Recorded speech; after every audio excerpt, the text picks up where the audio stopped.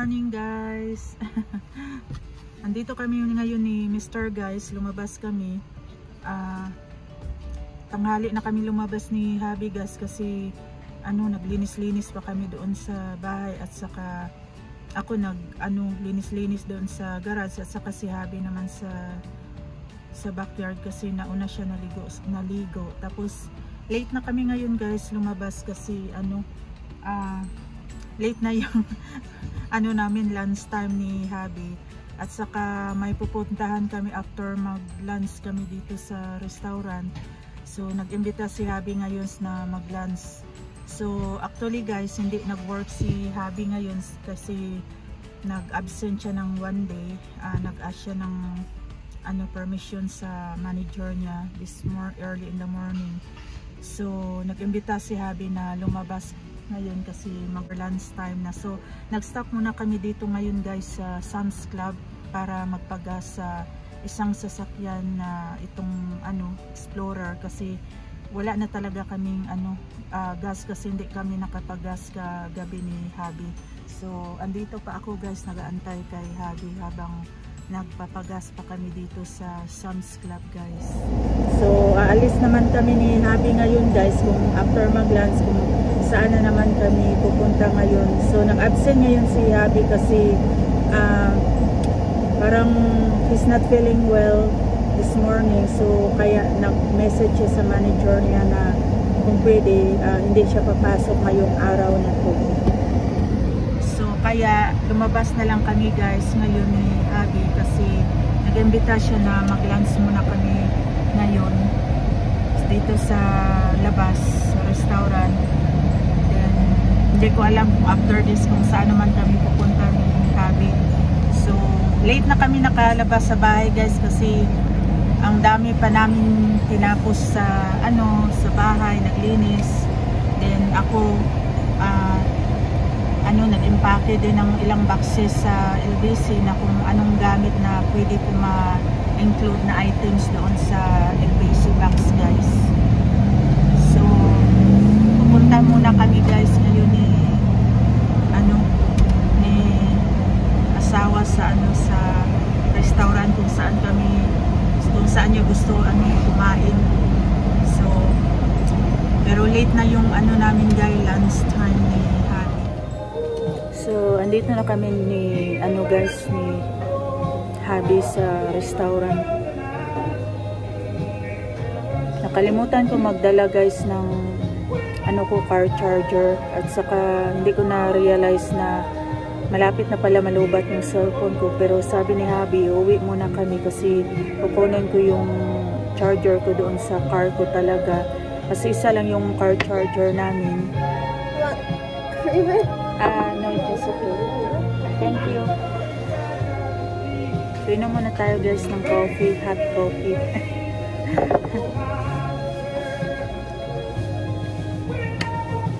So dito na kami guys mag ni Habi lunch.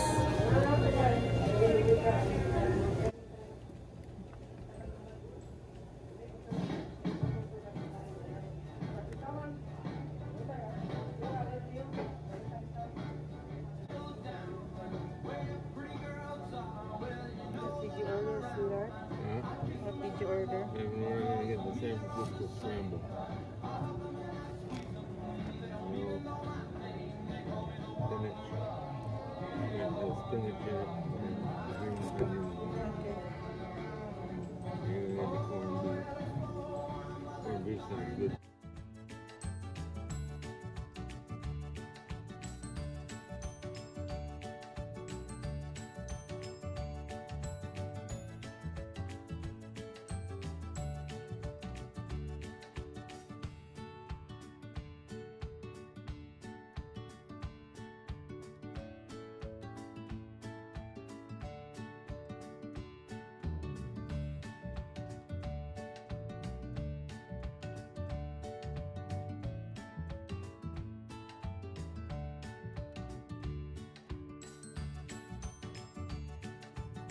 Kain tayo guys. Ito na yung order.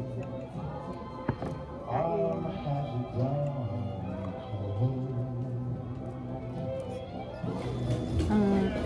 Very yummy yung food nila dito, guys. It's American restaurant. Pero ang sarap ng food nila. Very good.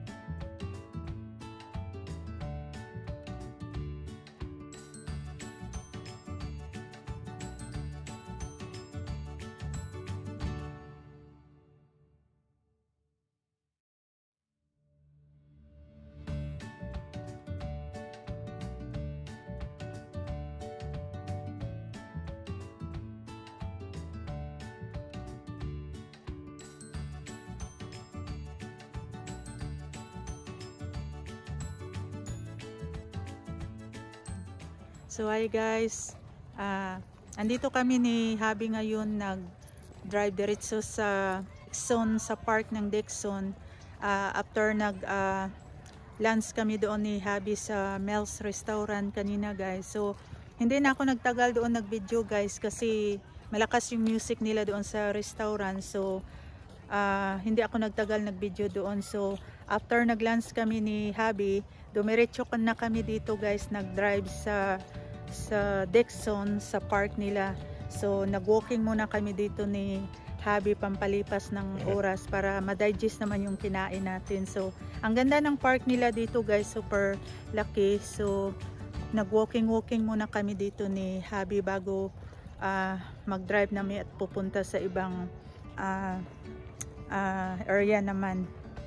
So nandito kami guys sa park sa Dixon. Squirrel, oh, nagmi-meeting sila. Ayan sila, oh. So ito yung park dito guys sa Dixon. Napakalaking park nila dito. So ayan, ang daming tao ngayon kasi ang ganda ng klima, hindi masyadong too much cold, daddy, no? Yeah, ang ganda ng klima ngayon guys. So kaya ang daming mga dyan, mga kids na naglalaro. So doon kami nakapark ni Habi doon banda sa may mga sasakyan banda. So nag-walking muna kami dito ni Habi guys sa malaking park, hanggang doon pa yan sa likod. So dito kami pumupunta ni Habi before, kahit yung mama ko kasama namin before nang nag-visit siya dito, nag-vacation. So dito kami nagda-drive ni Habi para mag-walking din kasi napakalaking park yan dito sa Dixon naman. So ito yung park nila dito guys. Yan, ang daming squirrel dito, oh. So yan, see? Oh. So nag-walking muna kami dito guys ni Habi. Ang ganda ng nila dito guys, ang park, ang daming mga kahoy, iba-ibang mga mga puno. So napakalaking park dito. Then doon sa unahan guys, pwede din kayo mag-picnic with your family or friends. Pwede kayo magdala ng mga nyo pagkain kasi pwede din kayo, ma-allowed kayo doon, pwede mag-grilling kung may mga party din kasi ang laki ng nila doon, yung parang pwede kayo magluto ng grilling. So napakagandang park yan dito sa Dixon. Ayan. Hello.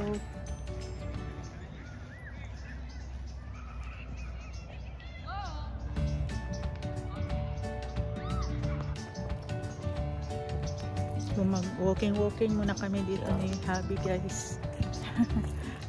They're playing soccer out here. Yeah. They're practicing. Oh. Soccer game. Different teams they're practicing.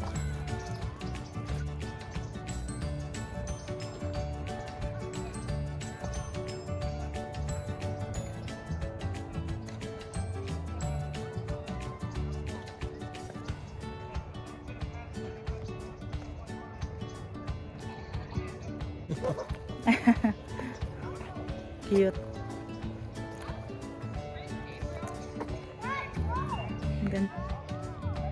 Ayan, ang view dito.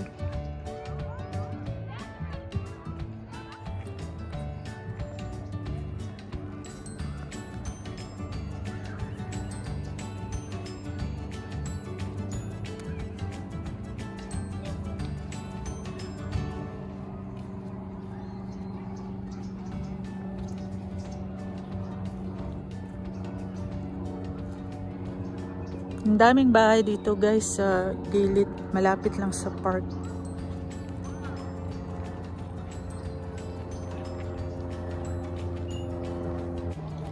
Yan, pasyal-pasyal muna kami dito ni Habi guys. Bago uuwi mamaya.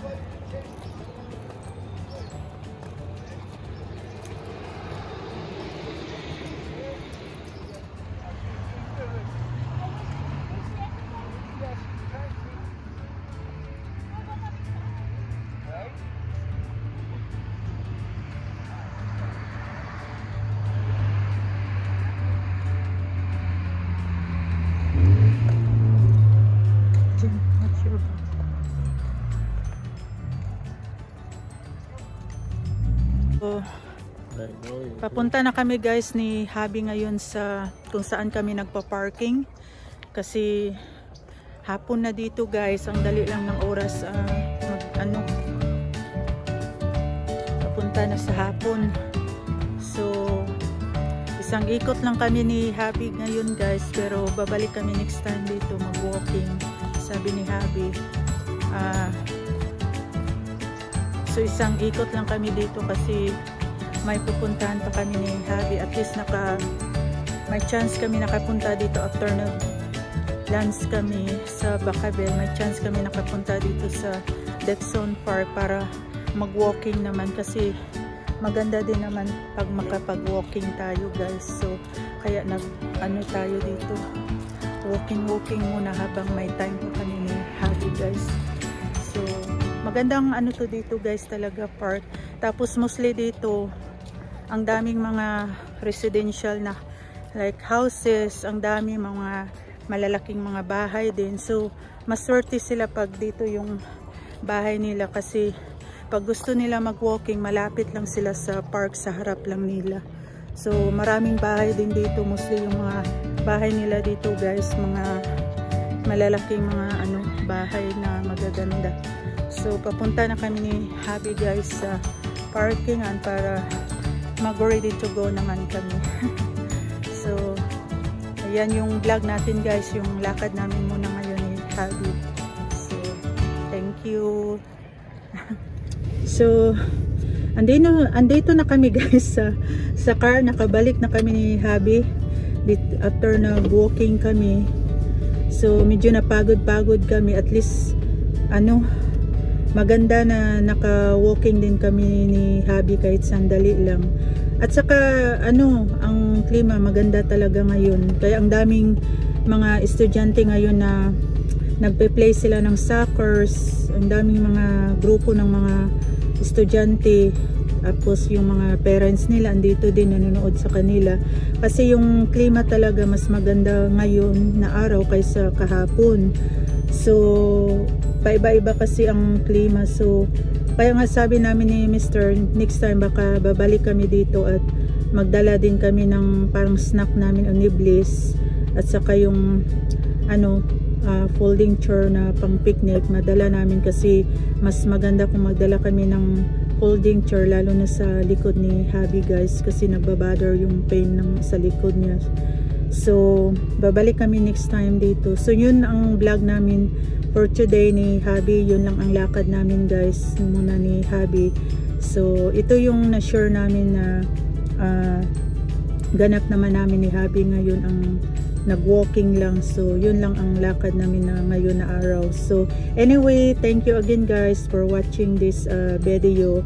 See you in next vlog. God bless you everyone and be safe and God bless us all. Bye. Bye. Thank you.